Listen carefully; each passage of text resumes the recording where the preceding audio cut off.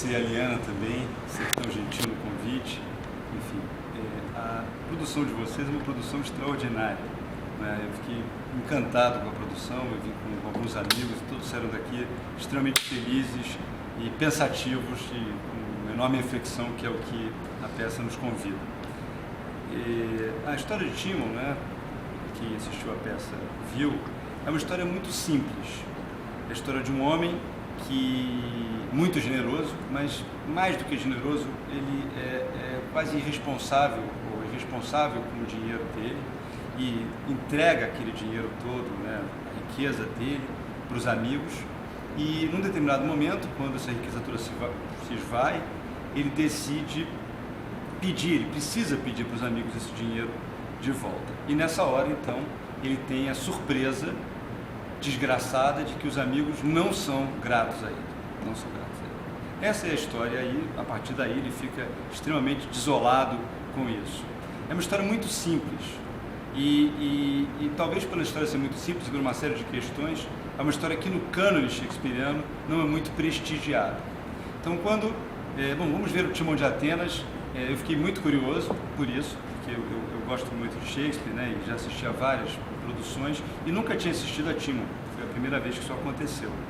E, claro, com um preconceito que é um preconceito comum nos shakespearianos por essas questões, porque não é do cânone, como eu disse, aquela peça mais prestigiada. E essa talvez tenha sido uma outra surpresa muito feliz quando assisti essa produção, porque é absolutamente genial a peça.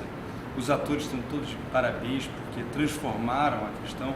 Isso é muito curioso a peça, porque é uma peça que não tem mulher. Do cânone shakespeariano é uma das poucas peças que não tem mulher. As personagens femininas, se eu não me engano, acho que são só as prostitutas.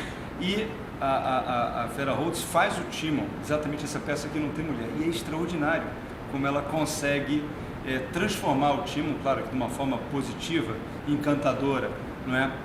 O Tonico Pereira, que faz o Apemanto, que é o segundo personagem, né? Tem três personagens mais marcantes nessa peça: o Timon, o Apemanto e Alcebiades.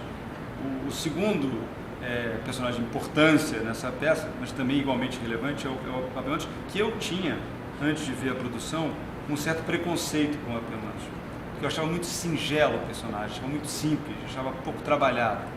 Mas o Tonico Pereira fez uma mágica e incrível como ele torna vivo, ele torna mais humano esse personagem. Então, assim, é fascinante a produção, é linda a produção e vale muito a pena ver. O cenário está magnífico, as interpretações estão extraordinárias, o enredo é lindo, e esse é uma coisa incrível do Shakespeare, né? Que ele sempre pegava enredos aparentemente singelos e transformava esse enredo em mágica completa. E esse espetáculo, ele leva esse projeto, essa ideia shakespeariana realmente com perfeição. Então eu gostei extraordinariamente, vocês estão de parabéns, Susan. Ok, parabéns. obrigadíssimo. A segunda pergunta que a gente quer fazer ao José Roberto é sobre a peça e a adaptação do National Theatre, porque nesta adaptação que nós trouxemos para cá do National Theatre de Londres, a figura do Alcebiades foi recortada e o Alcebiades, que era um grande protagonista nos primeiros atos, nas primeiras cenas da peça, foi reduzido simplesmente a um manifestante no final, para que fosse atualizada e que coubesse dentro da linha de história que eles adaptaram. Isso. O que você pode dizer? Como é que você se sentiu vendo o Alcebiades assim, recortado da peça? Deixa eu assim, tratar um pouco do Timon, e aí eu vou chegar lá. Para responder a tua pergunta, Susan. Veja, como eu falei, o Timon é uma peça que desperta em muitas pessoas que gostam de Shakespeare um certo preconceito. É um preconceito ruim, um preconceito é sempre ruim, né? É importante conhecer, e aqui essa montagem mostra que esse preconceito é tolo, é bobo. Mas por que esse preconceito existe? Não é também uma coisa do nada. Número um, não é uma peça puro sangue de Shakespeare. Por quê?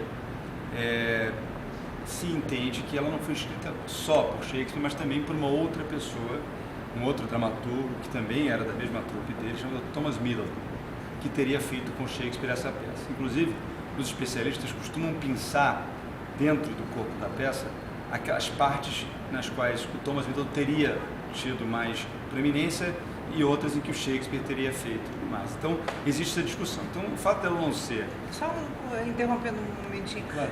É importante lembrar também que o Thomas Middleton também foi o coautor de Macbeth. Essa é uma outra história. Não, só para deixar claro que essa não é a única instância. Que tudo é discutido, né? Tudo é discutido. Sim. Mas, enfim, essa é uma questão que ele não teria feito sozinho essa peça. E, enfim, então isso já macula um pouco, digamos, no cânone essa peça. Um outro tema é que também se entende que essa é uma peça inacabada. Ele não fez o polimento perfeito nessa peça, né? Ao contrário de outras peças que claramente teve várias versões e uma foi aprimorando o anterior. Enfim, como é o caso de Hamlet, por exemplo, você consegue ver os quartos, né? Você vê o caminho dele, né? O Cláudio, como ele melhora, como ele aprofunda o personagem, né? No Hamlet. E aqui, aparentemente, não, né? Então, tem várias questões que mostram isso. Uma delas, até, a fase final, é curioso que eu vou até buscar aqui, na frase final do Alcibiades, quando ele encerra a peça, ele diz sobre o túmulo do Timon, né? Que ele teria dito, não procureis meu nome, ele diz. E em seguida diz, aqui já Timon detestou todos os homens vivos. Então, é a frase final da peça e tem uma incongruência que se diz ser uma prova provada de que não houve um cuidado definitivo, né? Tem outro aspecto também que se fala de Timon, é o fato de que ele não iria entrar no First Folio, né? Ele acabou entrando na última peça que entrou no First Folio com um problema de Troy e Cressida, então ele sequer iria para o First Folio. E outro tema também que não foi apresentado em vida de Shakespeare, né? Foi apresentado muito depois. Então tem uma série de questões que fazem com que essa seja uma peça um pouco discriminada. Um outro aspecto, isso também é a minha sensibilidade dessa peça, é que os personagens eles não são tão trabalhados. Então muitos têm poeta, pintor, né, senador, servo, né, o criado, ou seja, sem nome. O que o fantástico, né, do Shakespeare muitas vezes é essa humanização, né, torna o personagem de carne e osso, o que não acontece nessa peça com alguns personagens. O próprio Apemanto, que eu acho que o Tony Pereira redimiu na minha cabeça, mas essa era a minha sensibilidade, o Apemanto era o cínico arquetípico, ao invés de ser uma coisa mais de carne e osso. Então, enfim, tinham esses aspectos que preponderavam. Então, essa é uma questão desse certo preconceito, de novo, que eu acho que essa montagem mostra que é uma bobagem incrível, porque é uma peça onde a gente tira muitos ensinamentos, né? Também, de novo, é uma peça muito amarga, o Timon de Atenas. Uma peça, ninguém sai daqui dando risada, né, achando incrível, feliz. É uma peça que, embora maravilhados, ela nos remete a muita reflexão, né? E nesse ponto incrivelmente atual, na medida em que ele fala de uma sociedade corrompida, né, uma sociedade vazia, sem muitos valores, porque o valor da amizade, o valor da gratidão, que são valores importantíssimos, eles estão esgarçados na sociedade, né? Então isso é um aspecto muito interessante. É uma peça que não tem um herói, não há um herói, né? O Timon não é um herói, longe disso. A marcha da insensatez, que isso vai ser uma coisa comum, né, no Shakespeare e outras peças, né? O Lear, né, é avisado, não faça isso, né, você está deserdando sua filha, não olha só, e aí o Lear dá uma bronca nele, não se meta entre o dragão e sua cólera, né? E o próprio César também, que recebe a carta, né, e diz, olha, cuidado, estão tramando, né, cuidado com os ídolos mastros, o César também desconsidera. O Timon também recebe o recado, mas não ouve e segue lá a loucura dele, né, de uma forma, né, a responsabilidade dele desenfreada, a carência dele desenfreada, né, e essa falha trágica está nisso, né, ele não escuta as pessoas que querem o bem dele, que falam a coisa certa para ele. Ainda na natureza humana, o Timon é um homem dos extremos. Aliás, o Apemanto dá essa bronca nele, né? Está num extremo no outro, né? É um Otelo. Você não conhece a média humana? Não conhece, né? ele está nesses extremos, né? Ele está como Otelo, né? É um personagem também irascível, que vai de um lado para o outro com muita rapidez. Ou ele é rico e cheio de amigos, ou ele é pobre e isolado, né? Totalmente isolado do mundo, misantropo. Ele não está no meio do caminho, ele fica nesses extremos, que é onde ele encontra a sua tranquilidade, onde ele encontra a paz, nos extremos, né? E isso o Shakespeare fazia com muita inteligência, de mostrar que às vezes o ser humano, para se colocar, ele precisa encontrar um extremo, né? Ele precisa colocar um caminho. Assim. Logo, uma das primeiras peças de Shakespeare, né, a Megera Domada, a Catarina sofre exatamente dessa situação. Ela precisa encontrar o eixo dela, e ela vem no eixo até ela conseguir jogar o jogo, né, que fica nem lá nem cá, e ela tem a mesma carência do Timon, o Timon de uma forma mais dura, porque é uma tragédia, né? E na Megera ele faz isso de uma forma muito mais doce, né? Mas é o mesmo conceito. Agora, os conceitos de Shakespeare se repetem, né? Claro, essa questão. Se olhar Lear também, temos várias, né, as mesmas coisas. O Flávio, a Flávia, né? De uma certa forma, é o bobo do Lear, né? Sim. É o bobo do Lear. Né, como que vai, mas ela fala, segue ele na desgraça, tenta seguir pelo menos na desgraça, né? Agora, tem um lado aqui shakespeariano que eu gosto nessa peça, e que a gente está sempre vendo, né? A gente lê a peça, vê a peça e sempre vê uma coisa nova, que é um lado positivo no Timon, que o Shakespeare às vezes falava muito pelos opostos, né? É o espelho invertido, que é a história da família. O Timon não tinha família. O Shakespeare tem uma questão com família muito delicada, mas eu não sei se no Timon ele estava dizendo, olha só o que acontece com quem não tem uma família, né? Porque se ele tivesse uma família, a história é da outra. Sim. E numa hora de desgraça dessa, né, a família é muito importante. Então o Timon não tinha essa família. O Shakespeare é um personagem curiosíssimo, porque ele afasta as mulheres, o que não é comum no cânone também, né? Eu não sei se ele chega a ser um homossexual, né? Tem alguns homossexuais claros, né? O Antônio do Mercador, por exemplo. Exato. Enfim, mas aqui você fica meio sem saber. Aliás, isso faz com que a atuação da Vera seja mais incrível, porque o Timon tinha essa coisa. Tem gente que, olha só, vendo Coriolano, um lado homossexual, com a história com a mãe e tal. Isso é outra história. É outra história. Mas no Timon tem essa coisa da família, né? Que falta faz a família na vida desse ser humano, né? Se tivesse família, talvez não teria acontecido. Ele é um personagem sem família. Ele não tem, aliás, não sabe, ninguém sabe de onde ele vem. A riqueza dele não é explicadora nenhuma. De onde chegou esse dinheiro dele? Né? Claro que ele gasta, né? De uma forma doida, mas a riqueza não vem e não tem família, e aí sem a família... Ele é um fim de linha, né? É um descendente final de uma classe em decadência que vai desaparecer. Eu acho que... Né? Não tem ninguém. Então, nesse ponto, o Timon pode ser o lado da Odisseia, do Homero, que você precisa de ir para casa, cara. Sem casa, você precisa achar a tua casa. Vai ficar aí perambulando, encontrando os monstros todos, as deusas, vai se apaixonar, mas é um amor efêmero, vai transformar os teus amigos em porcos, vai para casa, né, porque lá você vai ser feliz. O Timon tem esse lado pelo oposto, né? É um homem sem família, e aí não tem ninguém para dar o apoio para ele que ele precisa, e ele se perde completamente. Então esse lado da natureza humana é um lado muito forte. É o que ilustra também, eu acho, um tanto a carência dele, porque uma das marcas dele é a carência, por isso ele dá tanto, né? Aquela carência assim, muito marcada. O que é comum hoje, que a gente vive numa sociedade muito materialista, que é a história de comprar afeto, né? Sim. Ele claramente isso, tá aí todo dia, ele claramente é um comprador de afeto, supre a carência dele entregando dinheiro em troca de alguma... O amor não se compra, Can Buy Me Love, né? Outro poeta inglês, né? Importante. Mas enfim, ele tenta comprar o amor, que é outro caminho que ele encontra.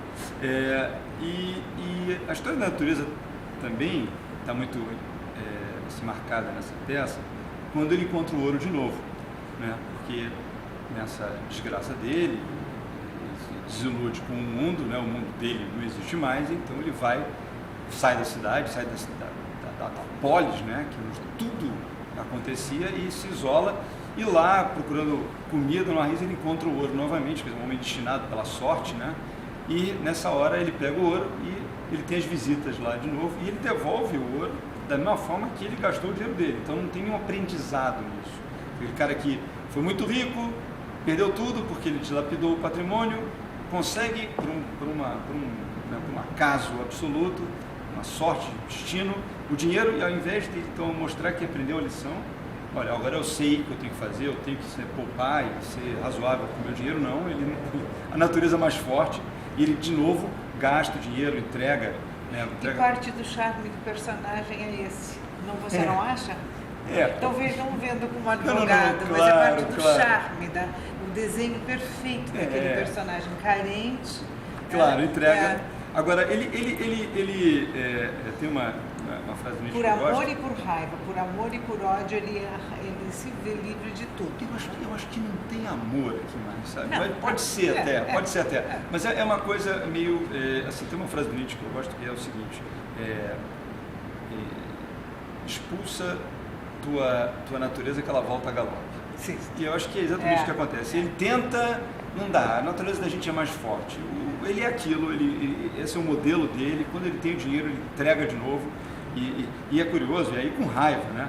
Porque ele entrega para as prostitutas, diz, olha, vai lá e transmite as doenças venéreas para todo mundo, né? Ele entrega para os bandidos, né? E diz para os bandidos, olha, bandidos, vai lá e toca o terror na cidade, né? Desgraça lá, rouba mesmo, e estou te dando para isso, né? E dá para o Alcebiades, destrói a sociedade. Sim. Então ele está sempre...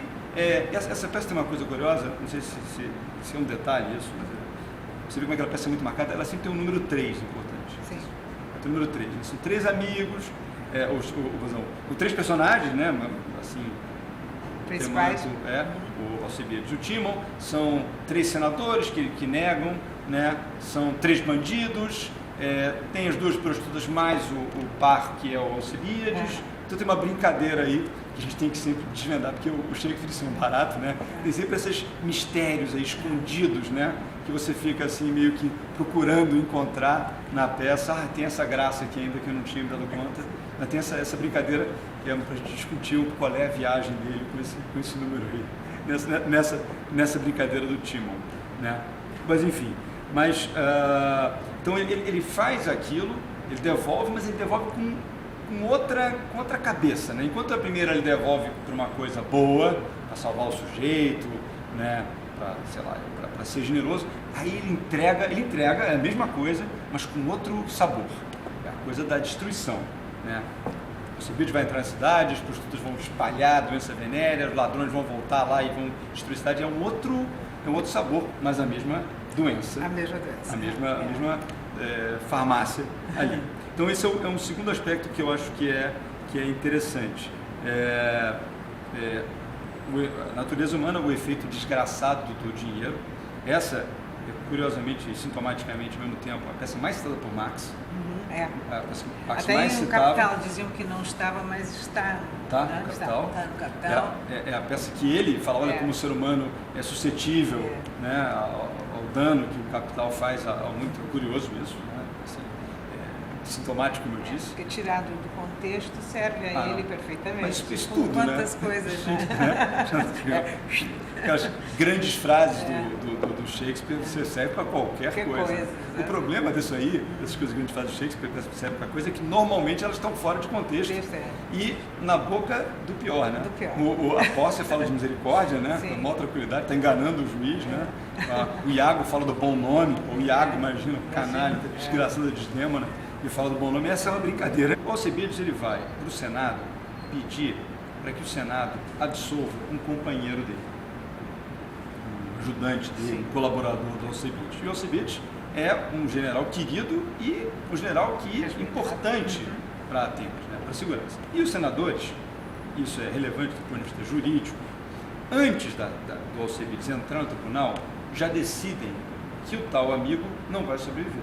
Então eles, olha, ele matou uma pessoa e nós aqui não vamos, arrefecer, ele vai ter que morrer, porque essa é a pena imposta a quem matou. E o Alcebiades entra depois disso. Então isso é um primeiro dado interessante, porque, claro, o Shakespeare quer dizer aqui, como ele faz em vários lugares, que é muito importante haver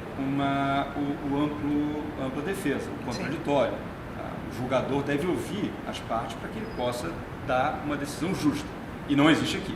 Então, esse Senado não é um bom julgador, porque ele já julga antes de ouvir.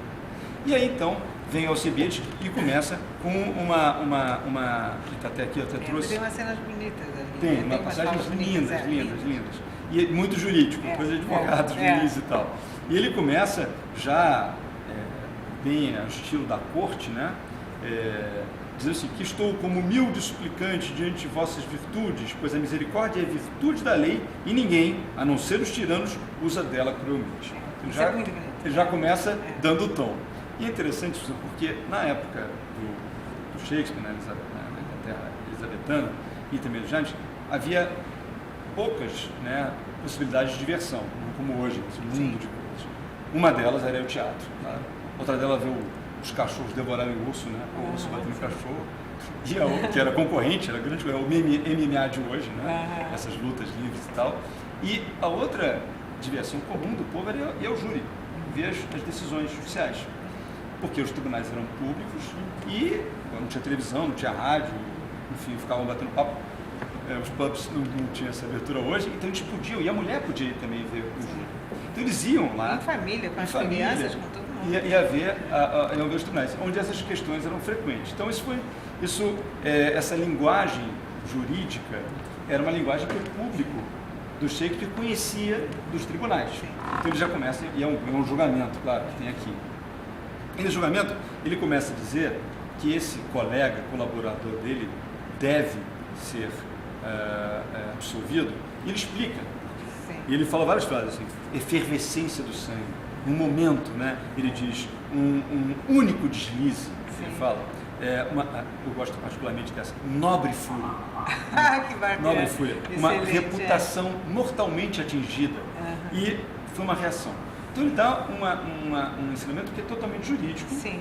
de direito, mais de direito penal, de uma atitude para a defesa da honra. Ele explica, inclusive, olha, inicialmente ele quis conversar, ele fala, né, enfrentou o inimigo, vendo a sua reputação mortalmente atingida, enfrentou o inimigo. Quer dizer, foi uma legítima defesa da honra, que é uma defesa jurídica, que evidentemente merecia uma apreciação razoável disso. Mas E aquele ponto interessante também que eu sempre acho em Alcebiades, quando ele faz a defesa de uma vida inteira de serviços e favores.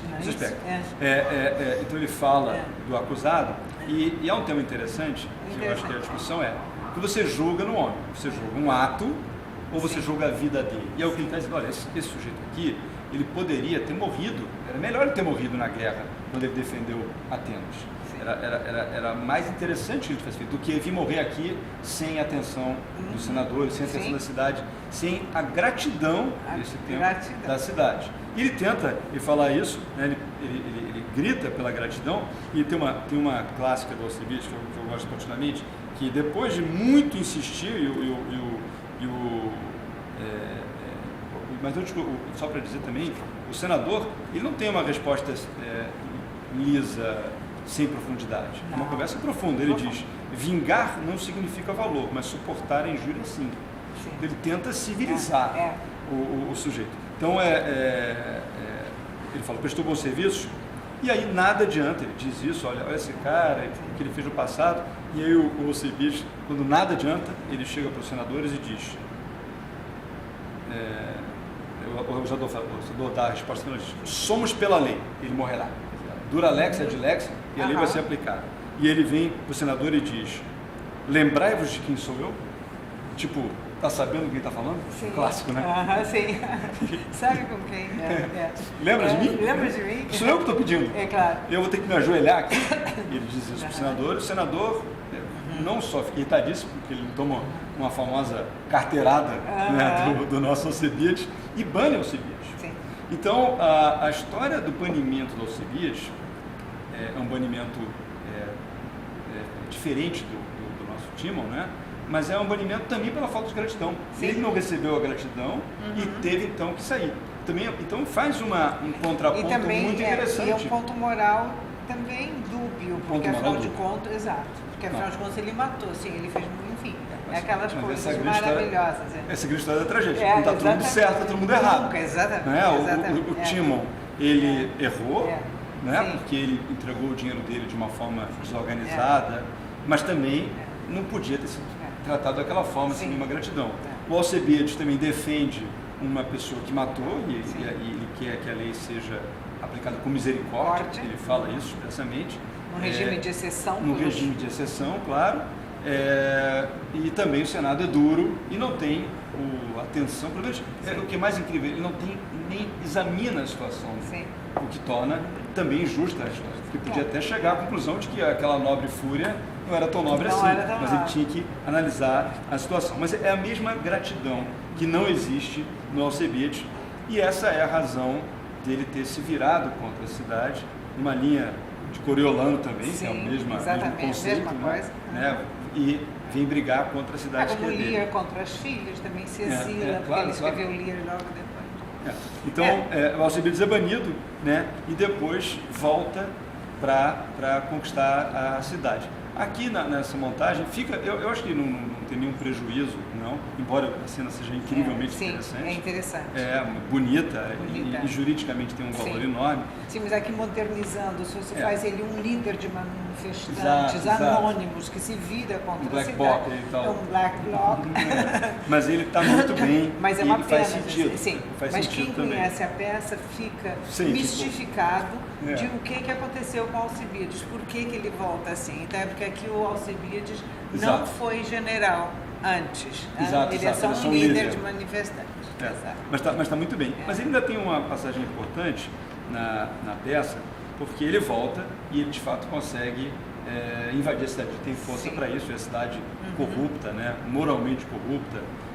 Ele consegue voltar, ele tem os gritos bonitos, basta, né? Vocês são todos desgraçados. Enfim, então ele volta e quando ele volta, o senador vai à cidade e diz, olha, você não quer entrar aqui e matar todo mundo. E ele traz um conceito que é incrivelmente jurídico, que é a ideia de que a pena não pode passar da pessoa do apenado. Né? Você não pode punir, só pode punir aquela pessoa, a família, o filho, o irmão, a mãe. Separe do rebanho. Separe do rebanho. Que é uma conquista histórica, né? Que é curiosamente dessa época grega aqui, né? Na Oresteia, lá toda a discussão do Guenos, que só pode punir o sujeito, não pode punir toda a família e tal, enfim.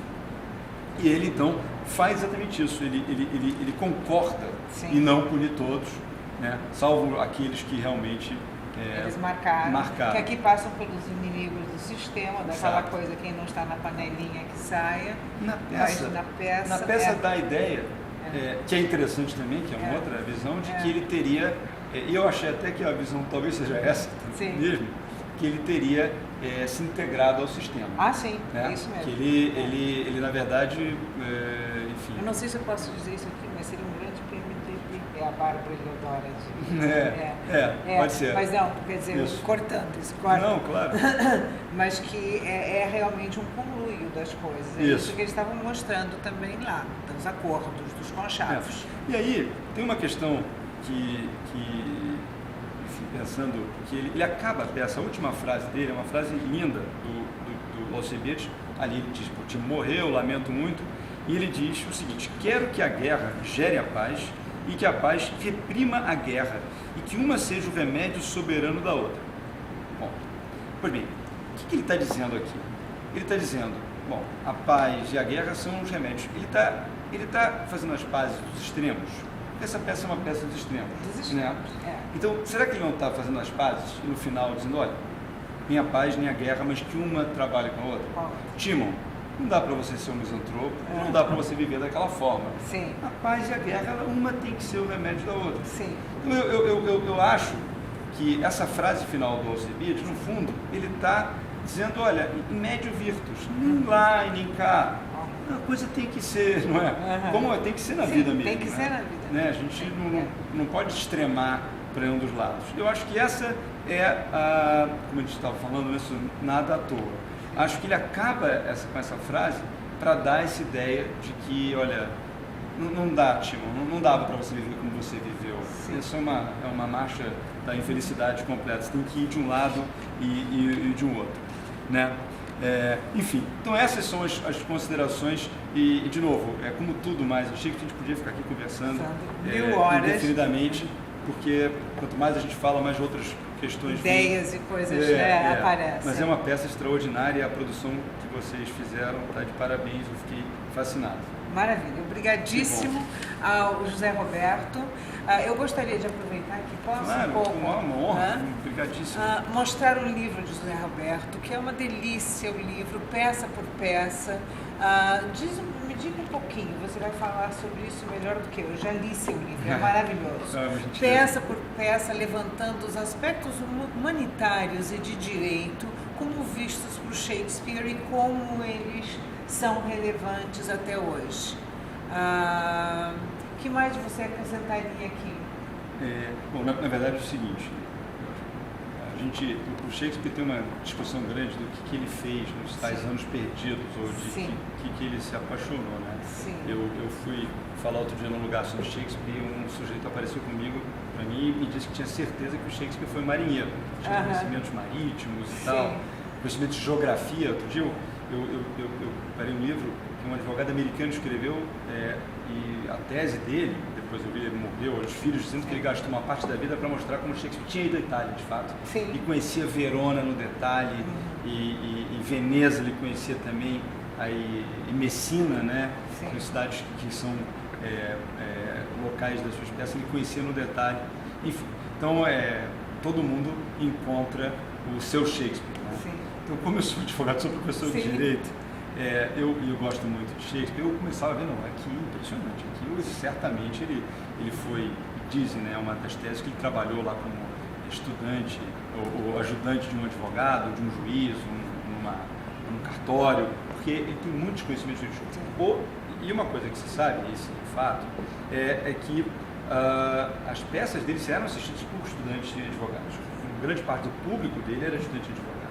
Aliás, algumas das suas peças tiveram a sua estreia nos índices, né, aquelas escolas de direito, né? O Trolle Cresta, por exemplo, o Noite de Reis também, o debut foi numa escola de direito, o que mostra que tinha uma familiaridade, uma proximidade. Ele usava o recurso do julgamento em muitas de suas peças. A maioria das peças tem esse julgamento. Aqui mesmo, né? No Timon, a gente acabou de falar, tem o julgamento, aí tem o mercador, medida por medida, no Tito Andrônico tem julgamento. E mesmo que era muito popular isso, porque as pessoas, os espectadores ficavam torcendo, xingando para um lado ou para o outro, então isso também era uma coisa dramática, do julgamento, né? Dramatúrgica, um recurso. O advogado fala de um lado, depois o outro fala, enfim. E tal como na advocacia, você não tem a cortina, né? O recurso da cortina, que é um recurso que ajuda muito, não havia no teatro elizabetano. Né? Não tinha. No teatro elizabetano, o cara dizia, afinal, então as falas tinham que ser marcadas, como acontece na tribuna. Assim como na tribuna você não tem o cenário, que não havia no teatro elizabetano. Né? Então, cabia ao autor dizer, estamos em Messina, estamos em Atenas. E o povo inteiro tinha que imaginar aquela situação. Então tinha essa interação extraordinária. Nós estamos aqui nesses gramados, aqui em Agincourt, né? Então ele tinha que dizer onde ele estava. Então isso é muito semelhante. E esse recurso, né, que você mencionou, a incerteza, vai ganhar, vai perder, qual vai ser o veredito, isso tudo e as pessoas se magnetizava, mesmerizava lá a plateia que ficava